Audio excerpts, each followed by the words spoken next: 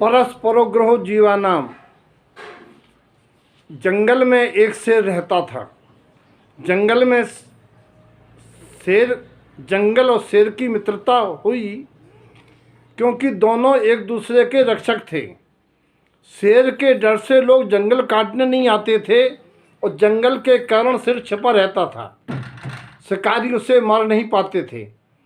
ऐसे ही संसार में प्रत्येक जीव एक दूसरे के मददगार होते हैं। एक दिन दोनों में घमंड हो गया। जंगल बोला, यदि मैं ना हूँ तो तुम मारे जाओगे।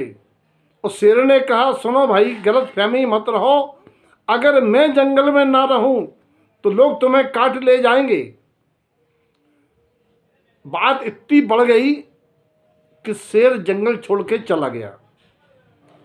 जब लोगों को जानकारी लग गई कि जंगल में अब शेर नहीं है, क्योंकि गाय बकरी का वध नहीं होना बंद हो गया, गाय बकरी का वध नहीं हुआ, लोग समझ गए कि यहाँ शेर नहीं है। फिर क्या था, निडर होकर वन काटने लगे। कुछ महीने में वन साफ हो गया।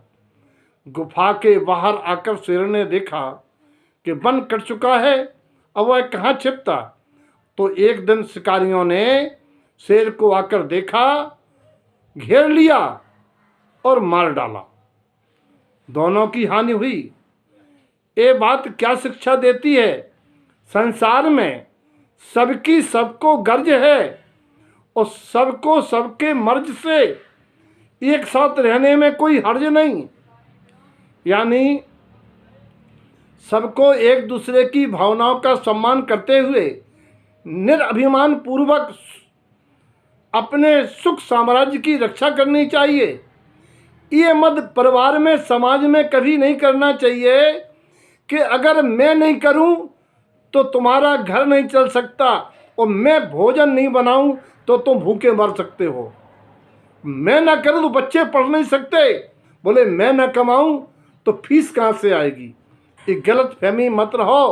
प्रत्येक जीव अपना भाग्य लेके आता है और परिवार और समाज तभी चलती है जब एक दूसरे के संपूरक बन के रहें। और संसार, समाज, परिवार में एडजस्टमेंट होना चाहिए, कमल कीचड़ जैसा।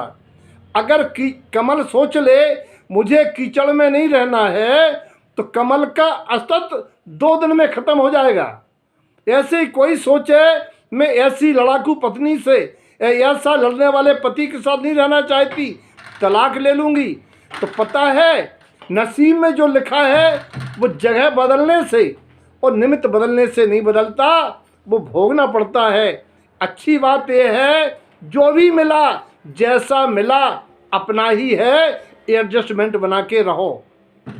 ये बात भूलना नहीं है। इसीलिए एक दूसरे को संपूरक मानकर महत्वाकांक्षा से रहित होकर के अपने को दूसरे से श्रेष्ठ और मुखिया नहीं मानने की भूल नहीं करना है।